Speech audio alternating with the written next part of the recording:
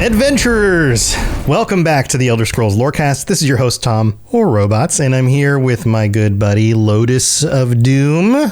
Hey. And Lotus is having a real fun night tonight with... Yeah, no, it was great. Definitely was here right on time. Didn't have car troubles. Definitely not raining and snowing outside my house. It's great. It's good times. But you know what is good? This will cheer you up.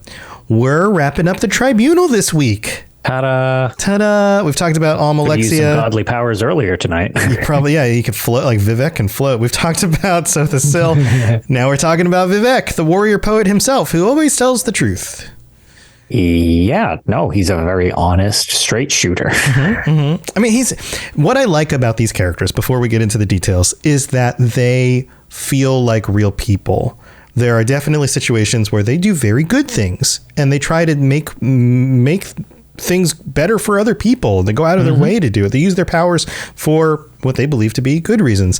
But then there's also some selfish need in there, and they have to kind of cover up their tracks. And, they are dynamically interesting gray individuals, just like most human beings, even though they're Dunmer or Keimer or Werkheimer, whatever. You guys get the idea. So, are you ready to jump into it, Lotus? I am. Well, this starts off like the other two do, with Vivec's background and the fact that he grew up a long time ago. We talked about this with the Sothasil episode and how he supposedly helped save Sothasil, even though... Yeah, his age is a little more suspect, being that he recants some of his own things, which it's like, okay. A lot more implications that he was God from the beginning, not found divinity through the heart of Lorcan.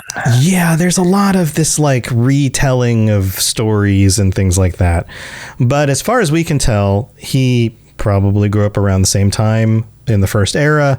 He basically was a counselor and a junior counselor, but then also sometimes referred to as a general for Indoril Nerevar, which we've talked about before. And the general part is going to come in handy in the future as the story unfolds. And then, of course, there's the whole situation with the Heart of Lorcan and the Keimer having a conflict with the Dwemer and all of that stuff, which we've talked about before.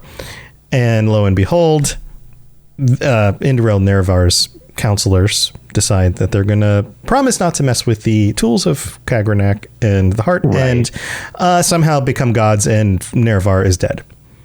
Yeah, totally unrelated. Totally unrelated. Nothing to look at here. Yeah, just keep moving on. And then, of course, the retelling of the histories and this idea that the tribunal were... they were always supposed to be here, and that their predecessors were the Daedra, and that those were anticipations of the tribunal, who are their real gods, and all of this stuff. And I have a feeling that Vivec, being a storyteller and a poet, had no little part in making sure that those stories got around. I would agree with that, especially being such a storyteller and spinner of poetry as he is. It would be very in line with his whole existence to make sure that these stories are very fanciful, and what with kind of, we said, the gray area, really make sure to always shine him in a way better light than perhaps he should be shown in certain situations. Yeah, Sothasil is one of the most all of them are self-interested, and they have got their differences there, but he's the one who was most interested in the way others perceived him, if that tracks. There's a quote here from Sothasil about Vivec, which says, "Vivec craves radical freedom, the death of all limits and restrictions. He wishes to be all things at all times, every race, every gender, every hero, both divine and finite, but in the end, he can only be Vivec." And so this speaks to some of the details about even the way he shows himself. We've talked about this before. He was able to make himself look both Keimer and Dunmer. He's split in half. He's also both male and female. And we're not given a whole lot of details about these things other than just the statement that he is all of these things. Yes. At all times. Both sides of all the equations here. Yeah. And so in order to do that, you kind of have to reinvent what was there to begin with, right? Like originally he was Chimer, and originally he came from a specific location. He was finite. He was a human, but he's showing these godlike powers in ways that beyond that, right? And so it takes a certain, would you call it a information campaign, a misinformation campaign, in order to convince everybody that he is now who he's supposed to be and always has been? He might have a +6 to propaganda going for him. Yeah.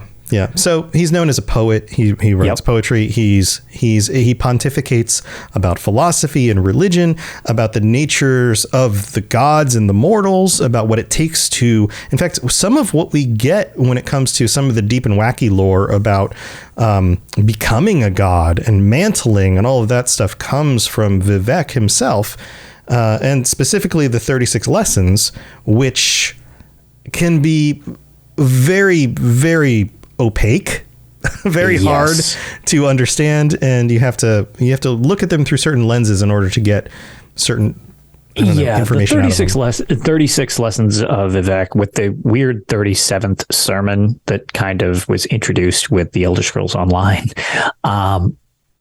It has a lot of really weird, vague concepts that they do tell stories, but so much of it, like you said, it's very opaque. There's a lot of interpretation with all of this stuff, and it's hard to discern what's real, what's not real. And honestly, a lot of it is so nebulous and up to interpretation. It's all steeped in symbolism and words that mean other things. And kind of like when we talked about Coda, because it's a very Kirkbridean thing, the 36 lessons of Vivec. Some of these situations you run into with the 36 lessons almost feel as if they're references to other references. So it's like, it's hard to tell what actually has any concrete meaning, where it's just referencing other references that are references to other references. Right. But that's actually a very real thing. Nebulous. That's a very real thing in religious works. I mean, this is having, I've talked about this before. I studied different religions, Christianity extensively, philosophies of all different sorts. But you get to these ancient works, and the ancient works, just like today, imagine somebody not from today was to stumble onto Twitter and to read everyone's posts on Twitter. How much of what they're referencing would they even get? Because it was like so many posts are referencing a meme, which is in itself a reference to other things. And if you don't have the context going back to the original source material, and even have experience with that source material in a way to understand what that actually is, there's so many layers on top of things. You wouldn't understand it. But this isn't something that's, just part of being a human today with computers and the internet.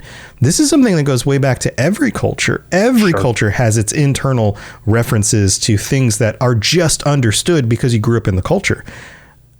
Works like this are like that. And that's, to Kirkbride's credit, actually pretty cool. Yeah, no, it's very creative, and it also introduces us to some very weird concepts in the series that are kind of just alluded to occasionally, but you never really either see them or get a concrete grasp of them. But when they're talked about, it can almost give context at points to them. The ideas of Lig and stuff like that, and it's just like, it's interesting that they're conveyed in such a side note, because literally you're never made to read these in the story. They're just in the Elder Scrolls 3 Morrowind, and you can pick them all up and you got to collect 36 of them, and it's a mess. And it's like, it's a very side thing that carries a shocking amount of potential importance to how the world is constructed. Yeah. And it's interesting too, because we have a character with godlike powers. So of anybody who would be writing anything, somebody like Vivec might have insight into the deeper nature of reality, the deeper secrets of the way reality works.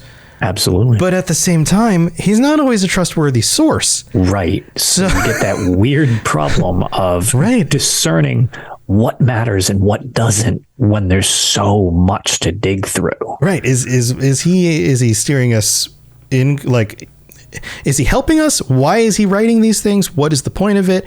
Is it beneficial for him, for people to believe, for example, that he is a god and he always has been one, like any of that kind of stuff.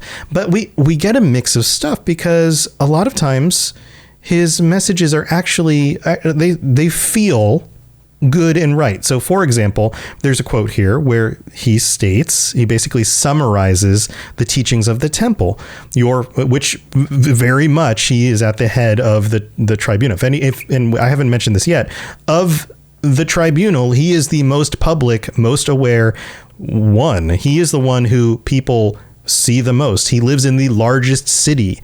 People worship him directly and go ask him questions. He is a very public figure. And so he says, your fourfold duties are to faith, family, masters, and all that is good. That sounds great. If you have a master, then of course do what you need to do, right? Like this sounds very biblical too. For sure. Yeah. So perform holy quests and bring luster to the temple. Never transgress against your brothers or sisters, and never dishonor your house or your ancestors. Serve and protect the poor and weak, and honor your elders and clan. I don't know that many of us would disagree with any of this, even in our own society. Like, treat people nicely. Don't transgress against brothers and sisters. And I assume that means like the greater community of brotherhood and sisterhood.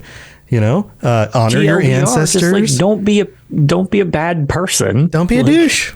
Don't be a douche. It's like, okay, yeah, that's on brand. That seems like a good code to live by. Just try to be the best you can. Yeah, that's good insight. That's great, because it will make, if everybody's doing that, you're going to have a very pleasant situation. Yeah. So like many religious teachings, on the surface, this sounds great. It's hard to make sure that you do it at all times. And what's ironic about that is, murdering your friend and and the leader in order to gain godlike powers also probably doesn't fall under these recommendations. That teaching right there, but that's the situation of telling other people how to act and then not going through with it yourself. Right. Or a certain regret for things that you did in the past that you're trying to make up for. There's that angle as well. But it's always the situation with the tribunal. You kind of wonder, they're very good at telling people how the world is or how they should be and stuff like that. But it's a lot easier to say how being pious and righteous is easy when you don't have the option to take something you really are invested in or want, and you have to make that choice yourself. Right. It's very easy to judge somebody for making the wrong choice as opposed to making the correct choice yourself. Yeah, being in their shoes is not always the easier way to it is a lot easier to look at somebody else's problem from the outside and say, well, it's clear you need to do this. Yeah, you just shouldn't have done that. Actually do it yourself. You're in that situation. It's like, okay, well, yeah, but do you have the strength to not do that? Right. For personal gain in their situation, or it's like, oh, godlike power. Yeah. Okay, that's pretty enticing. Yeah. So this is something I've been thinking about, and I kind of has been brewing over the last few weeks thinking about these, but then really came to a head when researching more about Vivec. You have three individuals who may have done something absolutely terrible in order to gain power. If you were to put yourself in that situation, and now years, tens, hundreds, thousands, however long have gone by, wouldn't you, and I think all three of them kind of fall into this, feel like, okay, now that I have this power, there's a responsibility that comes with it. Right. And to their credit, regardless of how they gained that power, most of the time, they typically seem to act to the benefit of their community, their believers, their society. And it seems like one of those things where, like, maybe they came about it in nefarious means and did something absolutely terrible, but maybe there was a turn for each of them where they go, I shouldn't have done that. Like, obviously that was a bad thing, but this is where I am now. let's make the most of it, right? And I feel like a very much when you look at it from a whole picture, do the ends justify the means type of situation? Like, was more good done as a result of them basically betraying their friend and or wife, and or husband and all of these things? Yeah. Like, did that end up being more beneficial in the end because they actually did use that power for good in the it's a very odd situation, especially with how everything turns out later on. There's a lot of good done as a result of the tribunal for varying reasons and stuff like that. But then again, things kind of go south again toward the end of their lifespans where, so Thassil and Vivec is very nebulous, which we'll get into. There's no real confirmation on what happens with Vivec. Whereas the other two tribunal members, you know exactly what happens to them. Right. So, yeah. We talked about Almalexia going crazy and then murdering Thassil. Yeah, exactly. And then you take out Almalexia, whereas Vivec kind of just fades into obscurity around the time of the Nerevarine and the events of the Elder Scrolls III Morrowind. However, as a result of that, Bardau then lands in the volcano, like lands on Vivec City. Right. Well, he loses his power. Like what happens in the end is, although the other two die, the power is taken away. Right.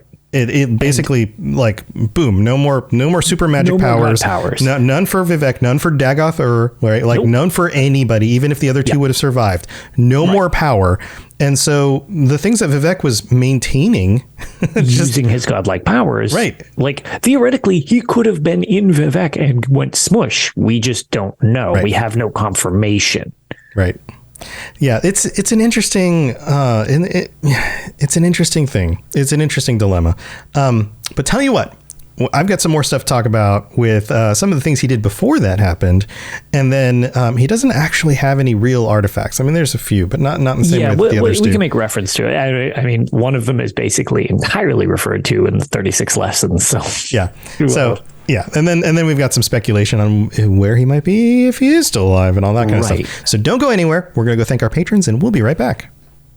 This is Hamis Morak, Dragonborn, and you are educating yourself to the Elder Scrolls Lorecast. All right, here we are in the middle of the show, and we have 3 new patrons to welcome. We have Noah M. and Zachary M. and Chris. Different M's, by the way, not the same last name.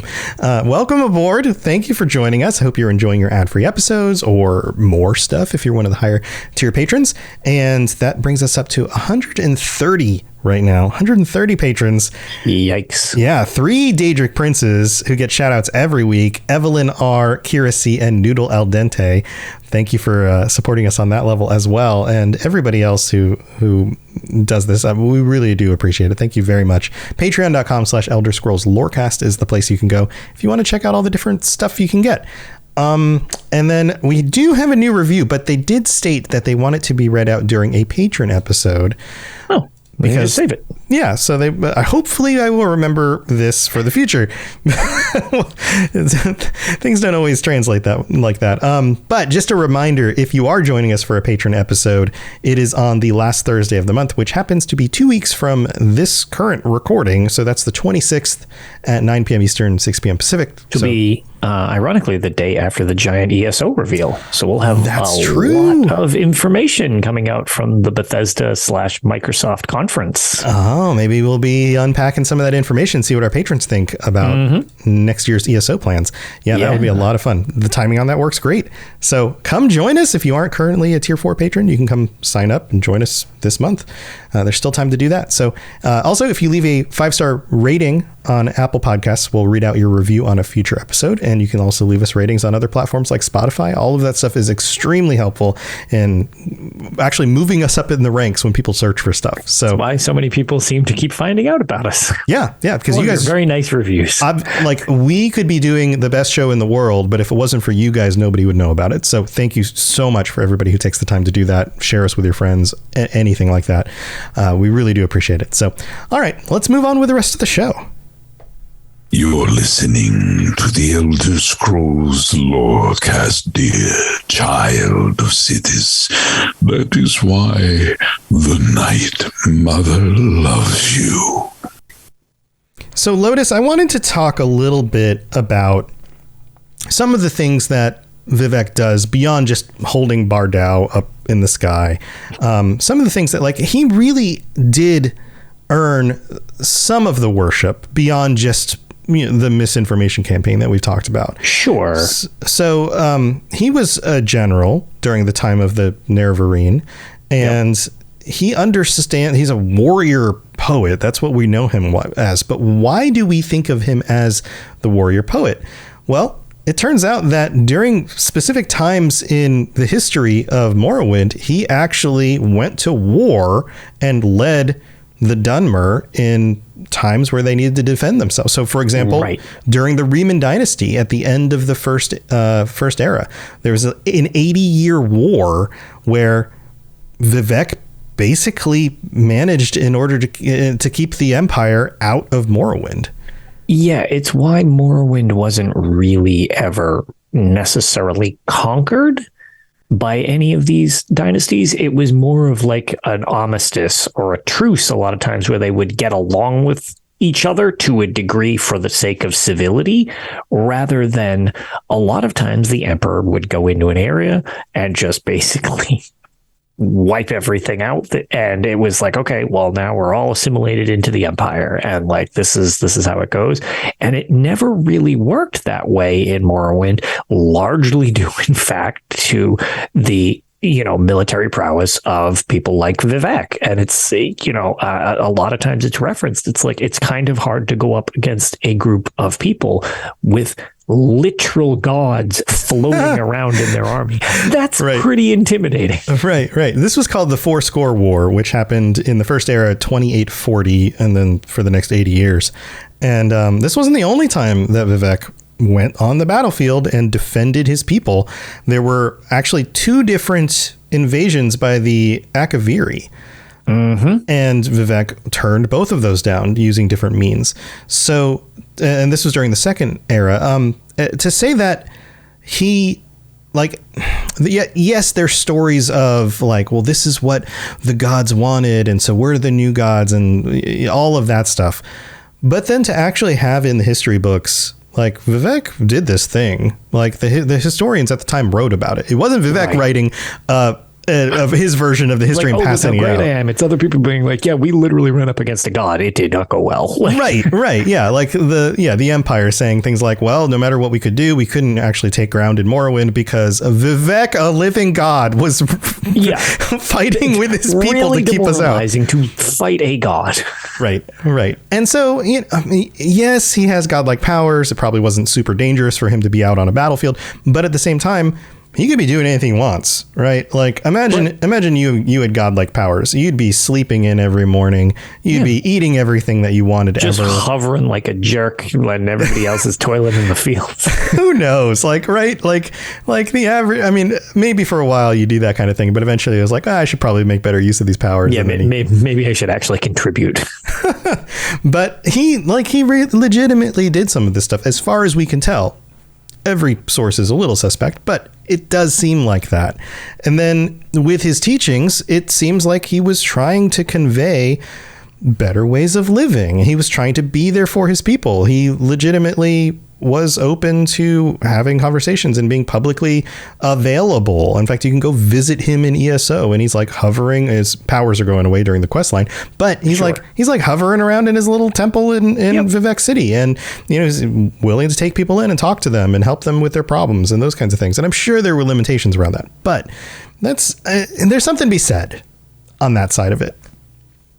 Yeah. Definitely. I would agree that it's not all poetic nonsense why he was impactful. Like, there was actually reasons why a lot of the Dunmeri people were able to progress, stay alive in many situations because of Vivec. Like, one thing of him being very flowery with words and talking about how great he is doesn't negate, even if it isn't true, when he actually did do something that kept people alive. I mean, just the simple act we kind of glossed over, but like the simple act of holding Bardau up so that it did not crush Vivec City, blowing up everybody, that you can objectively attribute all of their lifespans being extended because he did that.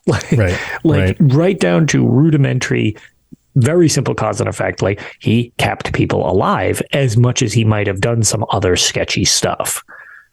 Yeah. Yeah. So Bardau, we've talked about before, is this big old rock hurled towards the city by Sheogorath, right? Sheogorath, yeah. And we've joked about, well, why didn't he just slowly lower it into the water? But slowly lower it out, or maybe toss it into the sky. Yeah, just redirect it up at the sky and it goes into space. And the other thing is, though, like, to that point, one thing that I've always considered the situation, and it's just kind of my speculation on it, would be the idea that it's a constant reminder to the citizens how powerful he is, because he doesn't want that to go away either. And if you have a giant rock being held floating above the city, knowing that it could squish you at any minute if he were to go away, definitely pulls on the, like, okay, yeah, we got to play nice with Vivec. But think how trusting the population was to still live there with a rock floating above it. Like, so it's like, why not just move the city? Sure, they doubled down on it. So it was like, okay, he's going to keep us safe. So even though it's one of these things, it's kind of splitting hairs a lot of time, and it happens in real life, where something good happens, but it's done, like, if you donate to charity and talk a whole bunch about it, well, you still donated to charity. Like, it doesn't negate that. In this situation, he's doing something so that people seemingly will want to continue to be nice to him and pay attention to him and acknowledge him and praise him. But at the same time, it doesn't negate the fact that he's literally keeping, like, this thing up there. Yeah. Like, you know what I mean? Like, one thing doesn't necessarily negate another if there's some selfish motive in it as well. Right.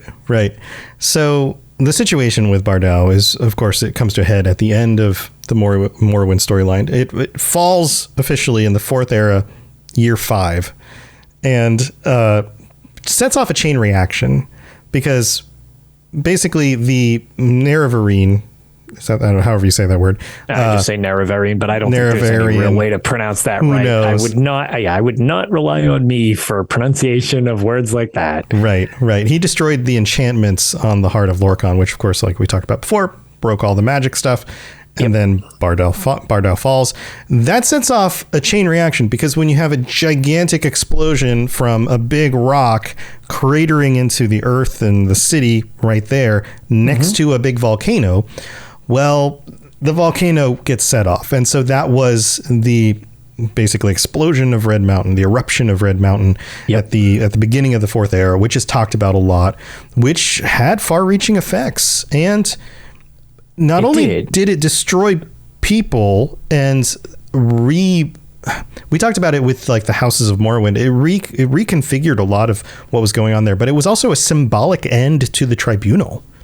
It was, and you had some weird side effects that came out of the whole area as well, because it took place after Oblivion, but prior to Skyrim, displacing people and stuff like that. But in between those two sections, you have the two novels. And you actually, in the novels, you don't literally see it because it's a book. You have to envision it in your mind, but it's described. They actually travel to the area of basically the northern part where Vardenfell was.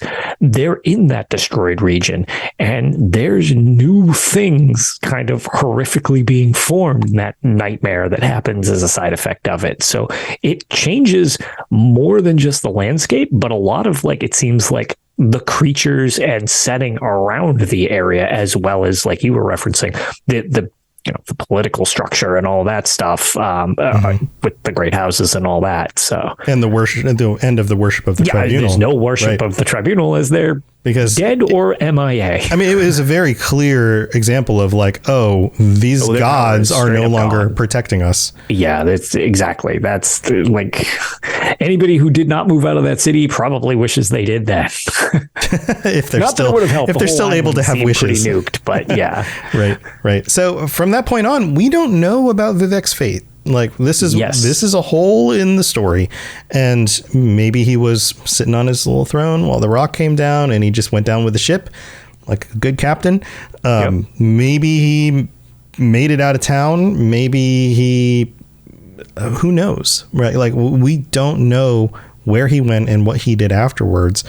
If he was put back to a fully mortal state, then he would have a lifespan. So he would only live so much longer beyond that point. Right. So if we're talking the events after Skyrim, like maybe he's going to show up in the next thing, unless there's some way of keeping him around longer. Sure, it wouldn't be the first time, or maybe at the before the end of the Elder Scrolls 3 Morrowind, I punched him to death just to see if I could because I was such a high level. Who knows? Right. Well, here's another thought, Lotus. What if we know for a fact that the tribunal was not super popular with some of the Daedric princes? Indeed. And so 2 of them are dead. One of them has his power removed. Wouldn't it be the most optimal time, if you wanted to get back at any of them, to scoop up Vivec and bring him to oblivion and keep him there for your own amusement? That certainly would make sense, especially if you hold a, infinite Kelpa-spanning grudge or something. Right. Now we know that Azura was, he's the anticipation of Mephala. But we know that Azura, during the events of ESO, was helping. She was on the side of the tribunal. So she, at least at that time, it was advantageous. It was advantageous. At least at that time, she wasn't like, oh, well, you guys usurped our power and over the Dunmer or anything like that. So half of you already died ashen anyway. Right. So we know that to some of them, they're cool. Unless that was her just...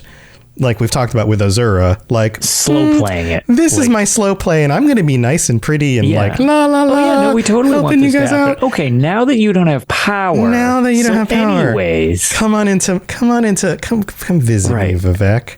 About you betraying Nerevar and actually, taking that power that you shouldn't have. We've got to talk. Why don't we extend your stay here in my realm for a few thousand years? Her realm sounds delightful. Unless you're being worshipped tortured in the back room or something. Yeah, exactly. In the not pretty parts where she keeps for her enemies. You can smell pretty flowers, but it's over your own screams because she's doing whatever horrible thing she's doing. Right. So maybe something, and I don't even know if Azura is the number one. I mean, clearly there are other much more dangerous, or at least openly malicious and dangerous Daedric princes. There's a lot of history with Vivec and Molag Bal in the 36 Lessons of Vivec, which you ever want to feel ambitious, feel free to read those, but those are some... Molag Bal has problems with everybody, but Molag Bal and Vivec have some interesting meetups. Yeah, there's like ex-lovers kind of thing going on. Yeah. Which again, the whole scorned lover thing probably not going to help his situation when it relates to Molag Bal. That seems like somebody you really don't want as a scorned lover. I don't know that if I could pick any lover, I don't think Molag Bal would be at the top of my list. Nope. I think they'd probably be the bottom of my list. Yeah. Of all of them at all. Right. I mean, Hermie would be, Hermie Mora would be higher on the list, even though he's a weird squid tentacle monster. Big old pillow. Yeah, I mean, he's a tentacle monster. You'd end up in weird anime. Tentacle monster. I was just thinking more of like the mist. I was just thinking he's like a big cloud. It's like a big cloud. But anyway, I digress at least. We don't know what happened to Vivec. He could be anywhere. Yeah. He could show up in a future storyline. I think it would be cool if he pull us out the sill and we find what's left of him. That could happen as well. I think if we're going to have any characters return in Elder Scrolls 6, And so now we're looking at you, Bethesda Studios, for 4 or 5 years from now, because we know you're working on the storylines and stuff right now. If we had any characters show up, Lotus, Vivec, I think would be cool. Like have him being tortured somewhere on, or maybe not even tortured. What if for some other reason, like because he keeps all the knowledge that he has, even if he doesn't have powers. Like what if for some other reason, some other powerful somebody, it could be a Daedra Prince or somebody else, wants to make use of him, and so we find out what happens to him or keeps him alive or something. Could be some interesting, because we know mages have the ability to extend their lifespans and all of that. He would have the knowledge to do that. That could be.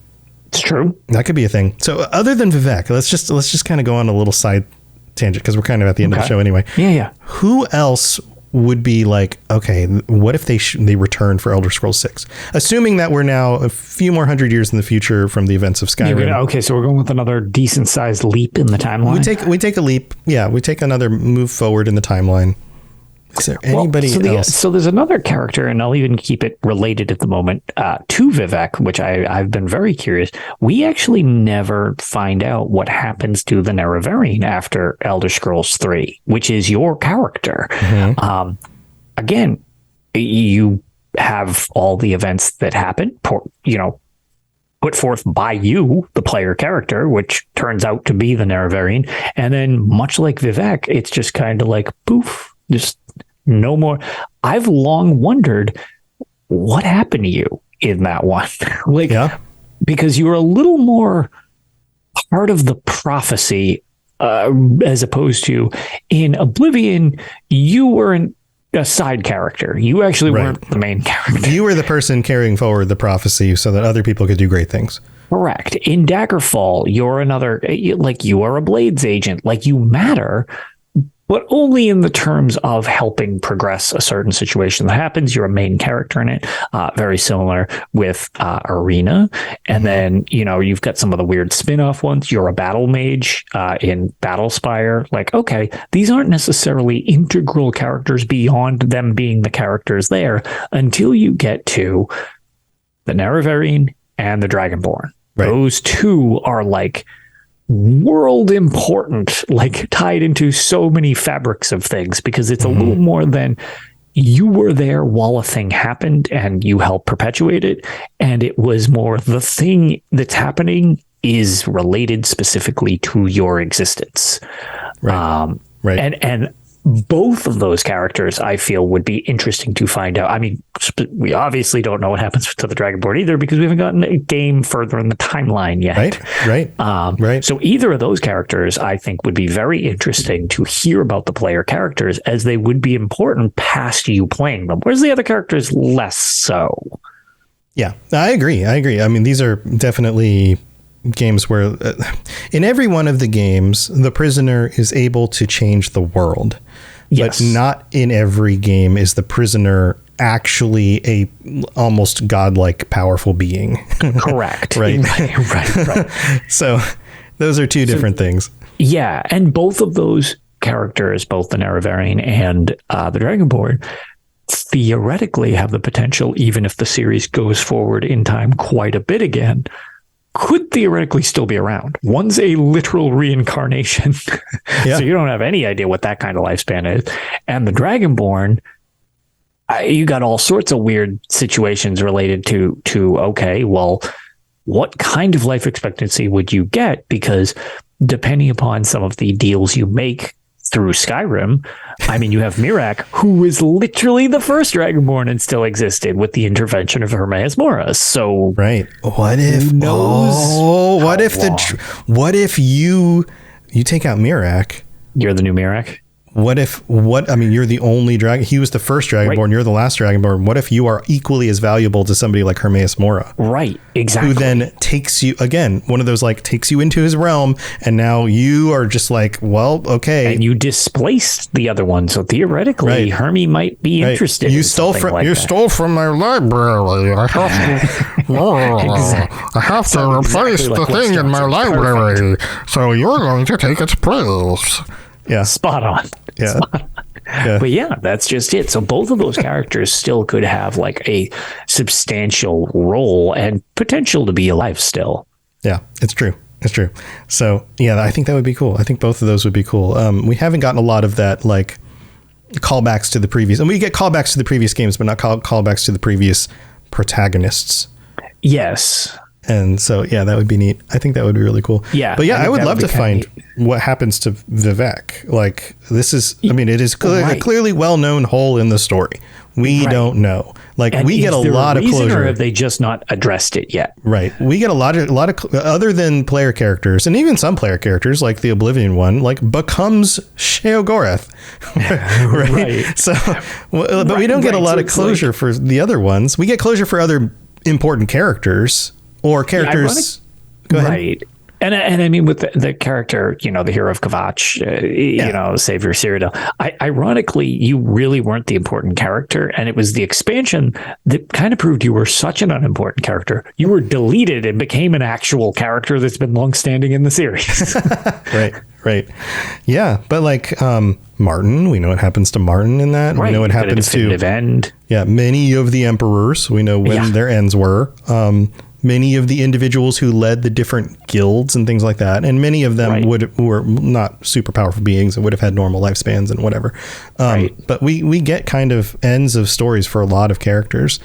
But there are a few, like Vivec, who we just don't know. And I think that would be cool. I also think it would be cool in the next expansion to get updates on historically important characters, like if we're going to have more Red Guard stuff in it, to have what's his face, the sword master guy, historically his name is not working in my brain right now. Oh my god. Yeah, I was going to say, wow, this is a terrible situation. Yeah, there's a deck in ESO in the card game named after him. Wow, this is horrible. One of the thoughts is we'll get sword singing, and so to have some better understanding about like what was going on with the Red Guards and the Red Guards before they were Red Guards, and that culture and some of the key important people in that culture over time, and like that side of things. Right. That'd be really cool too. Yeah. But no, Lotus is looking it up. Yeah, totally. Friend or hunting. Yeah, there you go. Hunding. Yeah, sorry, Hunding. The worst brain. Yeah, that was such a brain fart. I'm like, I couldn't. How are both of us whiffing on this so hard? I was like, I immediately need to look this up because it's even easy to Google because it's such a So friend or hunting. I'm just bad at names. I just like even people who live next to me. I'm just like, what was that person's name again? I have no idea. Like now that one was going to drive me mad. So yeah. Well, that wraps up the tribunal. We're done with them. We're gonna have to discuss where we go next, Lotus. I don't know that we've planned out the next episode. Some interesting topics we could still dive into. So yeah, well, we'll be thinking about that. Actually, you know what we should do? Just because they're always my favorite part, and like you said, the joke with this situation is there are two things that aren't really specifically talked about. So before we finish with Vivec, there's two little bits we can actually talk about with Vivec. The artifacts? Because I know we forgot those. Unquote, the artifacts. Yeah, okay. So one of them that I wanted to bring up, because I just realized that it's listed specifically for the other two tribunal people on the USP, and it's listed on the page for Vivec on the USP. However, it's not referenced as an artifact, which is different than the other two. It's weird. It's the mask of Vivec. Yep, the mask. Which is funny just because the other ones are referred to as an artifact and this one is not. But his is also way less interesting. It literally just looks like a crappy version of Vivec. It's just like a grumpy Vivec face. Yeah. Right. Where the other ones were much more like Amalexia specifically was like rage-filled Amalexia type of thing. Yeah. So it was like interesting that it was kind of glossed over. And the other one, which is it's funny because I went to the page just so that I could have the actual definition for it. It's actually listed as an artifact and under Vivec, but not on Vivec's artifacts. So I figured it was worth noting. But it's his spear. He has it on him all the time. It's referenced. Carries on his back. It's poking up. It appears on his back. His shoulders, yeah. Also, it's a good thing we have an explicit tag because it's also his dick. Just throwing that out there. He waxes poetic quite a bit, and without sugarcoating it, it's it's a phallic symbol in a lot of situations. It's kind of a double entendre in a lot of things, but it is an actual spear. Like it's a weapon. So it's called Muatra, which is Muatra, and the meaning is milk taker, which is equally weird. Yeah. And that's why I specifically kind of wanted to reference like the fact that it's like there are a lot of bizarre sexual overtones and undertones in a lot of, well, Kirkbride's writing at points, but very specifically related to Vivec. Yes. So I just felt we would be remiss if we didn't mention that he has the spear. And the explanation of it is very simple. It's actually very specifically brought up in Sermon 14 of the 36 Lessons of Vivec. So if you are super interested in this, feel free to, look up Sermon 14, because we are not going to read the 36 Lessons of Vivec. It's just not going to happen. But while there are no accounts of its creation, Vivec claimed it and used it, is used by him to eliminate his progeny with Molag Bal. We had mentioned them kind of being like this weird lover set. Yeah. Oh, no. Yeah. From a secret he had bitten off from the King of Rape, which is one of Molag Bal's less pleasant titles. Right. It is said that It is said that those struck by the spear turned barren and withered into bone shapes. That's really just like... Thanks, Vivec. Yeah, thanks, Vivec. Yeah. Like, that's so cringe. Is Vivec the sexiest of the godlike beings? Whether we want him to or not, I think he's going for that crown. He's trying. But he's also really awkwardly trying at times too. Right. So it's kind of worth noting just that it exists and has weird other connotations other than just being the weapon that he uses in battle. Solid point. Yeah, not really a weapon. Really solid, hard point you made there. Nice. Pointing things out. Oh, God. But yeah, so that's been covered. There you go.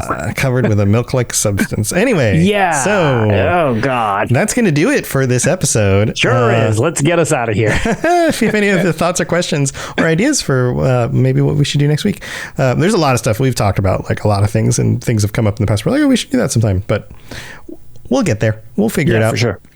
Lotus, you got other stuff going on? No, we just recorded Tales, first one of the year, because we had like a little break, and I just hasn't really had much going on just because I've been running around with real life a whole bunch. But and it's the like before the storm thing where we just don't get any new details until all of a sudden exactly. And then we just got the announcement of the upcoming ESO showcase, global reveal, and the Bethesda/Microsoft showcase coming on the 25th of January. So that'll be very, very exciting. Otherwise, no, I'm just trying to get game time when I can. But hopefully I can come up with a couple more things to toss on YouTube. And the biggest thing that I really kind of hoping to do is get some of these other projects we've got lined up, because we've got more guests hopefully coming for Tales coming up soon. So hopefully that all works out. And it's just kind of waiting for what information we get coming up on new Elder Scrolls stuff. Yeah. Well, we'll be talking about it when we find out. Stay tuned, both on this show and on Tales of Tamriel. Go check out Tales on whatever podcatcher you're listening to this, or check it out at robotsradio.net. You can find our show, you can find the other show. Yeah, or robotsradio.net has links to it, and all of my other shows, Fallout Lorecast, the Starfield Lorecast. Hopefully we hear there's going to be a separate event. Maybe sometime in the next few months, which means we're getting close. Reveal's coming. So that's they said no more delays. So theoretically, it's supposed to be real close. Yeah. So that show, the Lord of the Rings, Lorecast, Mass Effect, Witcher, all of my other stuff, robotsradio.net. Check it out. And that's going to do it for us for this week. Stay safe out there. And if you come across a floating two-colored god who tells you weird stories, then I don't know. Look up, make sure there's a floating rock above you, and then thank him for that. Make sure you're not too close to the impact zone. All right. We'll see you guys next time. Bye, everybody. Bye. Thanks for joining us. We'd love to hear from you. You can reach me on Twitter at robots_radio or Lotus of Doom at Lotus of Doom. Also, you can join us on the Robots Radio Discord channel. You can easily just search Robots Radio Discord on Google or check the description underneath the podcast. Also, this podcast is recorded live every week on Thursday nights, 9 p.m. Eastern, 6 p.m. Pacific on the Robots Radio channels on Twitch, YouTube, and on Facebook. So just search Robots Radio on any of those platforms. Come join us. We'd love to chat with you while we record the show, or before or after. Either way, just come hang out with us. And if you're looking for more information about my shows and the shows on the Robots Radio Network, go to robotsradio.net for all the information about all the shows on the network, including the Robots Radio Rocket Club, where I help both new and existing podcasters to grow their shows, build their audiences, and create the best podcast they possibly can. All of that at robotsradio.net. We'll see you next time.